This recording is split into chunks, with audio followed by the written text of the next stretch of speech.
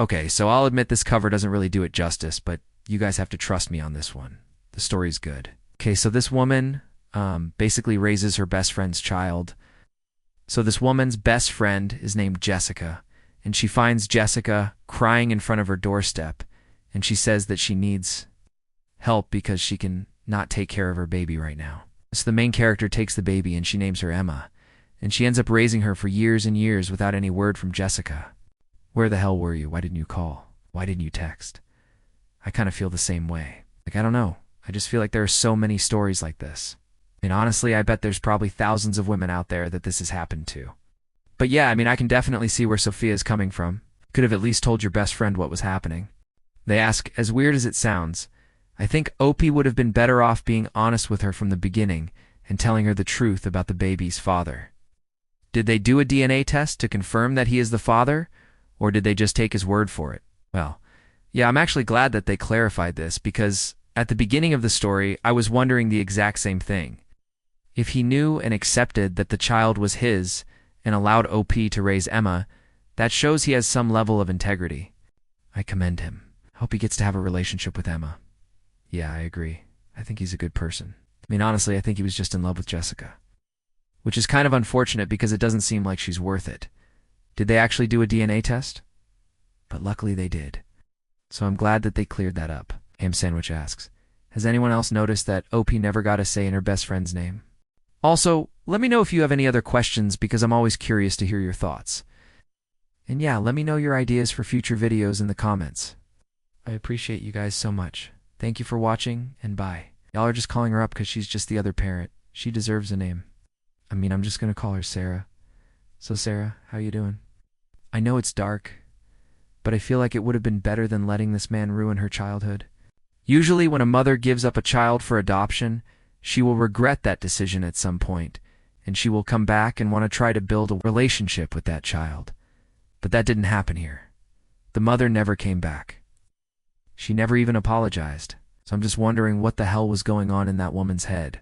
Honestly, I think Jessica is one of those people that just doesn't really have any empathy. Jessica seems to be the type of person that can easily push other people aside. Honestly, I think that's why OP was such a great mother to Emma, because OP has empathy. She cares about other people. I don't think Jessica has that. I think Jessica is one of those people that just, thinks the world owes her something, and she doesn't think about how her actions affect others. Ooh, interesting point. Yeah, honestly, OP could have done a lot of things differently. Obviously, it was a tough situation. What was she supposed to do? Was she supposed to call Jessica's ex? She could have, but that's a pretty scary thing to do. You don't know this guy. He could have been dangerous. She didn't know him. She didn't know what his intentions were. I think OP did what she could with the information that she had at the time. But yeah, looking back, I could see how things could have been handled differently. Literally, she just leaves and doesn't say a word. Nope, nope, nope. The MC is not the child's aunt. The MC is the child's godmother. At least that's what I assume. There's never really specified, but I'm assuming the MC is the child's godmother. I understand if you don't want your ex to be in the baby's life. Like I said, I completely understand that.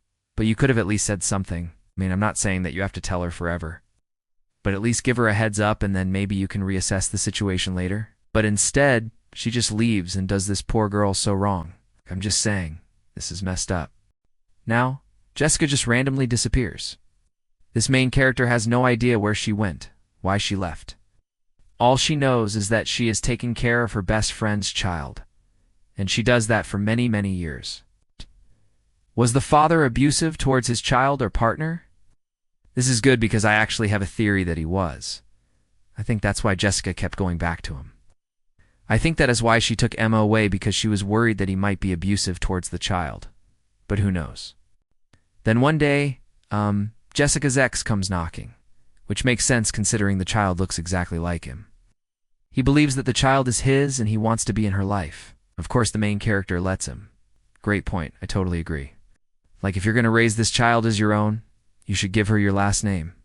I know it's easier to just go with the flow and keep her last name the same, but it just makes things so much more complicated for everybody, especially Emma.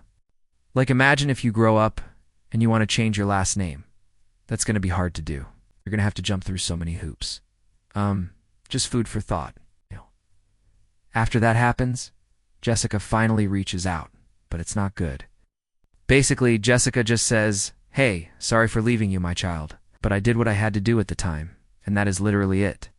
She doesn't apologize. Nothing. So yeah, understandably, the main character is not happy. But she does her best to move forward and let Emma have a relationship with her father. Alright, so I'm kind of curious to hear your thoughts on this one.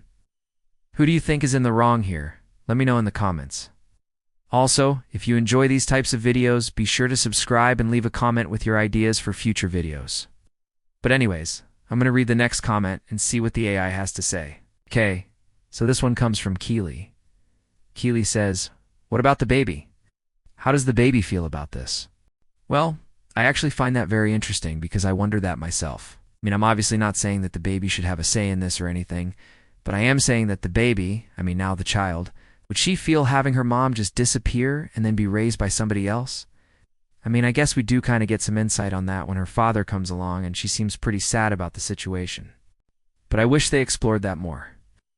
But also I guess that technically answers Keely's question, because she does seem sad about the situation. This next one comes from Kayla. Kayla asks, "Where the actual hell was Jessica?" Yes, this is my exact question as well. Next question comes from Sophia. Sophia asks, "Did anyone else feel like this was r/just no male? Am I crazy?" Next question comes from Liz. Liz asks. This next one comes from Redditor. He asks, "So wait, is the MC the child's aunt now? I'm confused about their relationship."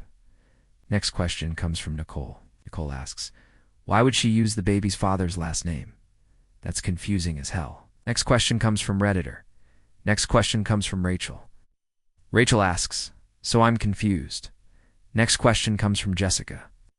Jessica asks, "Does anyone else think it's weird that the mother never came back?" Next question comes from Cece. Cece asks, "My question is about the father." And then finally, we have a question from Ham Sandwich. But anyways, those were some interesting questions. So yeah, let me know if you agree or disagree with any of those. Welcome to my channel. If you enjoy wild, emotional, and jaw-dropping Reddit stories, please hit that subscribe button. I work hard every single day writing, editing, and crafting these crazy true story scripts just for you. Every single day, upload a new Reddit story, and you can look forward to a new video every single day. So if you love being shocked, disgusted, or amazed by the crazy things humans do, then make sure to subscribe. And if you really want to support the channel, leave a like or a comment on the videos you enjoy. It really helps the channel grow and keeps me motivated to keep bringing you the most insane Reddit stories out there. Whether it's betrayal, revenge, or shocking family drama, I pour my time and heart into every detail to keep you entertained. Your support means everything to me, and subscribing helps this channel grow, so I can bring even more insane Reddit tales your way. So here's how it works. So are you ready to dive in and explore the wild world of Reddit? Because I can promise you that once you subscribe, you won't be disappointed.